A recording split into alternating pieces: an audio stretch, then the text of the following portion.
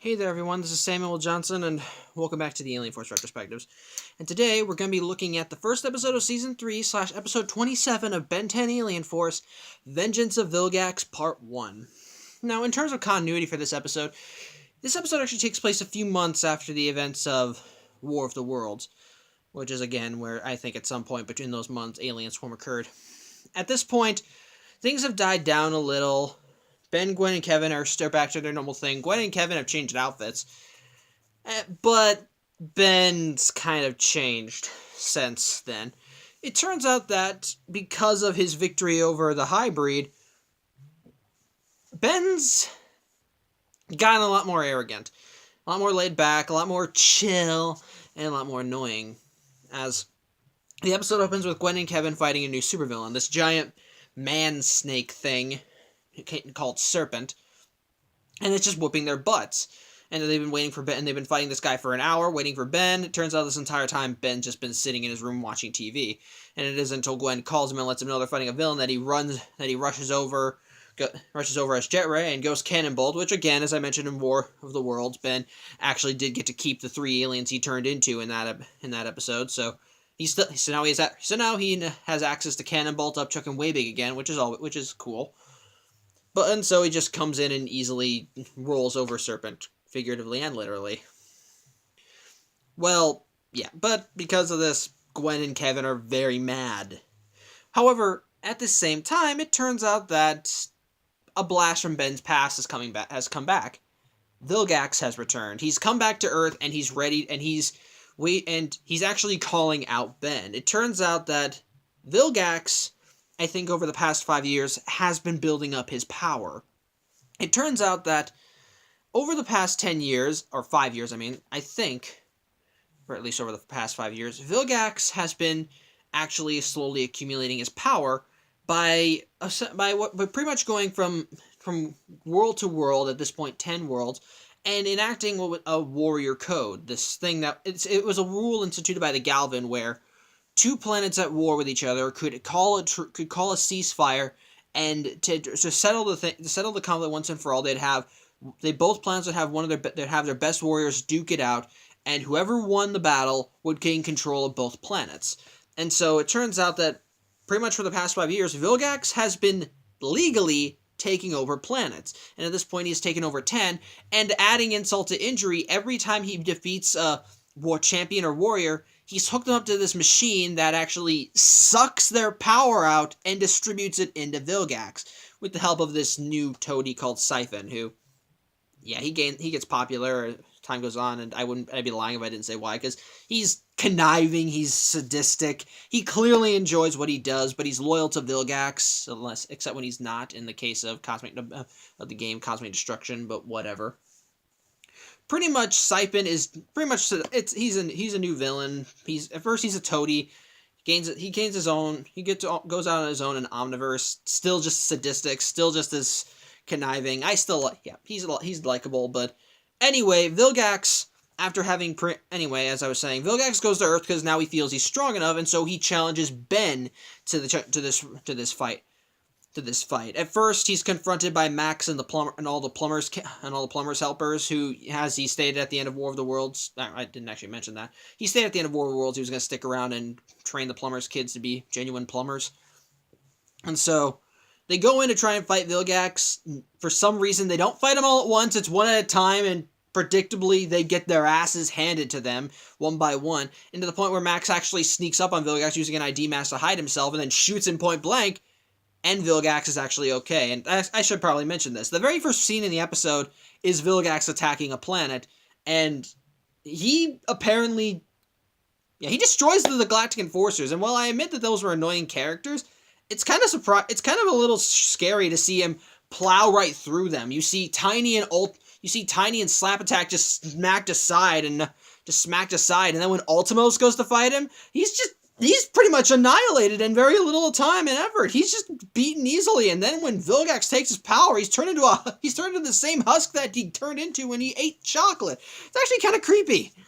But yeah, with all that power plus the power of 9 other warriors, he's pretty much he's very strong, very powerful, and so And his appearance has also changed now too. He no longer has the breathing apparatus. He now wears a glove. He now wears a metal glove that looks like the Infinity Gauntlet, except it does it. Yeah, it just has one ruby on it as for a shield. He's got another ruby on the back of his hand. He has a sword. He's got this giant shoulder pad. His attire has changed.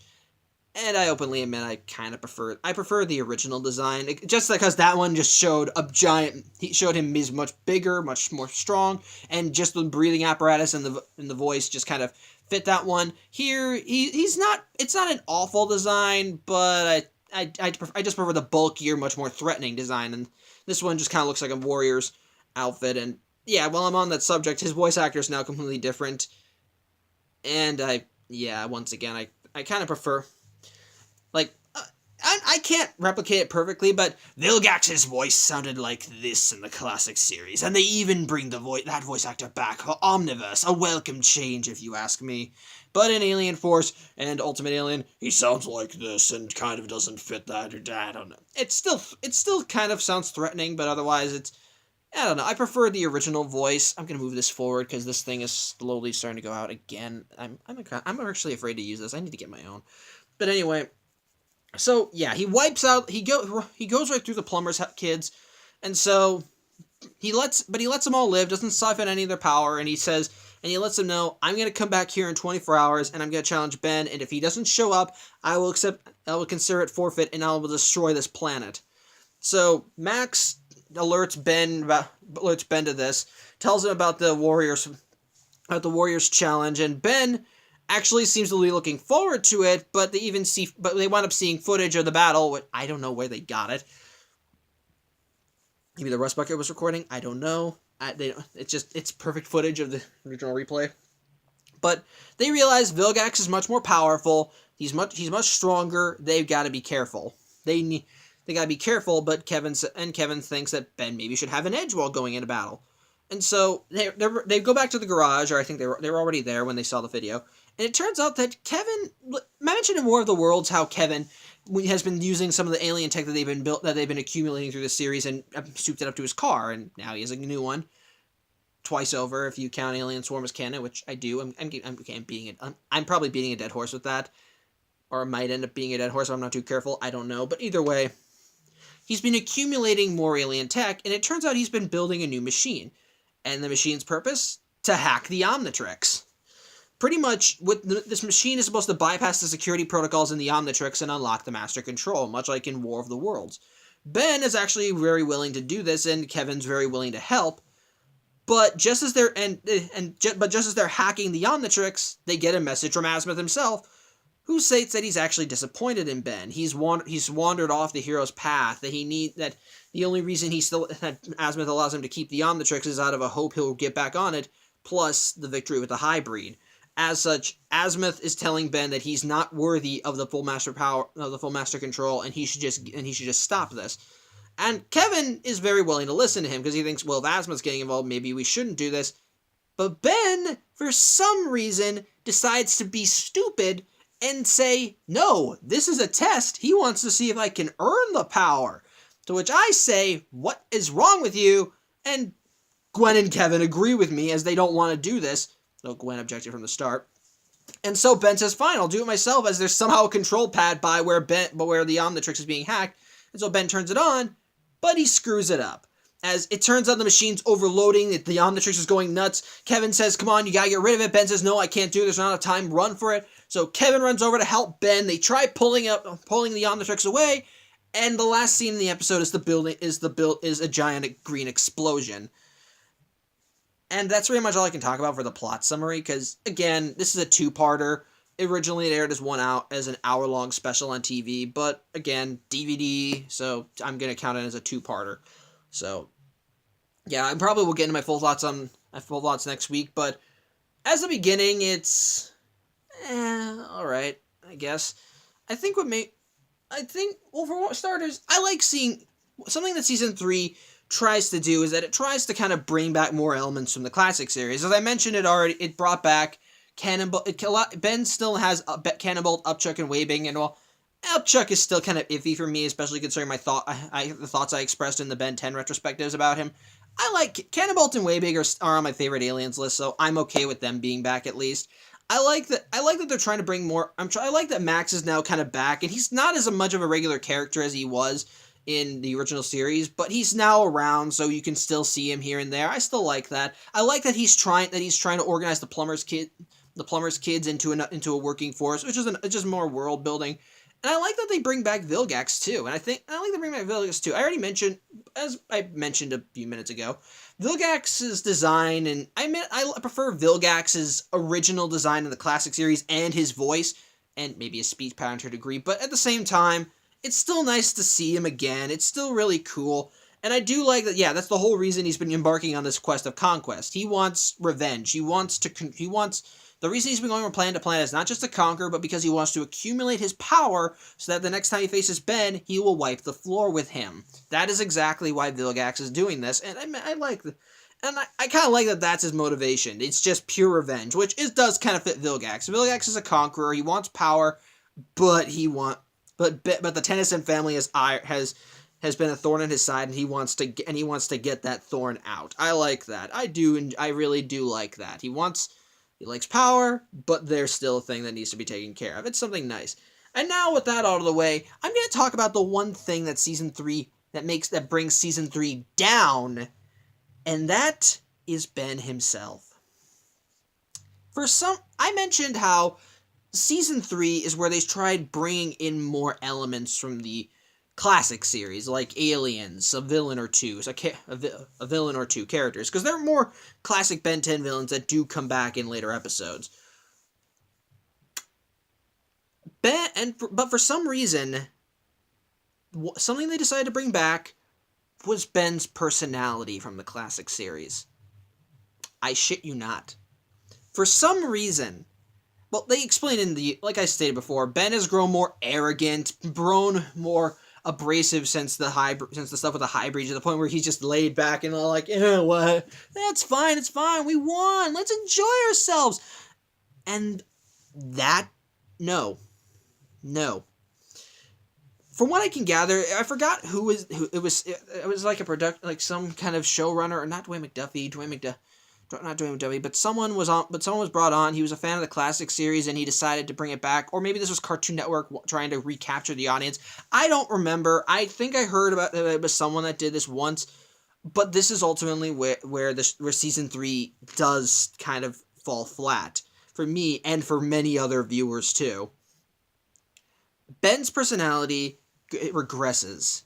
Something that I mentioned in the beginning of the Alien Force Retrospectives is, one of the things that I liked about Alien Force was that while that Ben still had some character traits that made him recognizable. He was still Ben Tennyson. He still joked around a bit. He still could be a little goofy, a little nerdy, and could even have his fanboy moments or dumb moments. But at the same time, and with age, he matured a little. He matured. He was more serious. He knew the stakes of what was going on. He still could have fun. But but at the same time, he knew this is serious business. Gotta treat it like I still gotta treat it seriously, and I can't just blow it off. For some reason, so in season 3, they decided to say, screw that. Let's put him back to the way he was in the classic series. For some reason, they regress him back to that. And in the classic series, it could be a little annoying, but it made sense in the classic series. He was 10 years old. He was a 10-year-old kid with a watch that could turn him into a bunch of aliens, and yeah, of course he would probably have that kind of personality. But this is not the classic series. This is Alien Force. Ben is mature. He's 15 years old. He got out of that personality. Why would they want to put him back in it? To try and get audience members back? To try and make it more like the classic series? But no, that's not how it works. Alien Force is an entirely different beast. Oh, okay, it has enough in common with the classic series so that it's part of the same series. You got Ben, you got the Omnitrix, you got the aliens, and everything. There's still enough there so that it's still recognizable as... There was still enough there to make it recognizable as Ben. You don't need to regress him for the sake of appeasing one guy on the workforce or getting back an audience that you already lost. They still had the classic series, and you still had fans with Alien Force. Why did you need to regress him? I don't understand it. And it becomes a problem, not just in the context of the show, but even in universe. Gwen and Kevin, still written the same way. They're still written like how they were written in seasons 1 and 2, and for some reason, when Ben is... And yeah, they don't like this personality change. They don't like seeing Ben act like this. I don't understand why they chose to do this. And when they see Ben, they get angry. When I mentioned in the beginning that they were fighting Serpent for an hour. When they questioned Ben about it, his response, I just forgot. So what the hell, dude? What the hell? There were several times in the episode where I got annoyed with him. And even when Gwen and Kevin were actually legitimately annoyed with him and angry at him, he's like, oh, you'll forget it later. I'm adorable. Well, screw you, kid. And even in the ending, and this is probably where Ben was being too stupid, even for 10-year-old Ben. When Asma tells him, don't do it, it's a bad idea, Ben says, oh, it's a test. No, he's clearly warning you. He's disappointed in how you're acting, and you should probably stop while you're ahead.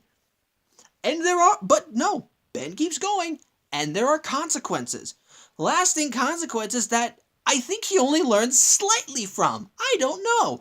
It's been a while since I've seen the series. I know that he learns I know that there are big consequences that happen because of this, and I think Ben learns a little bit, but I'm not so sure.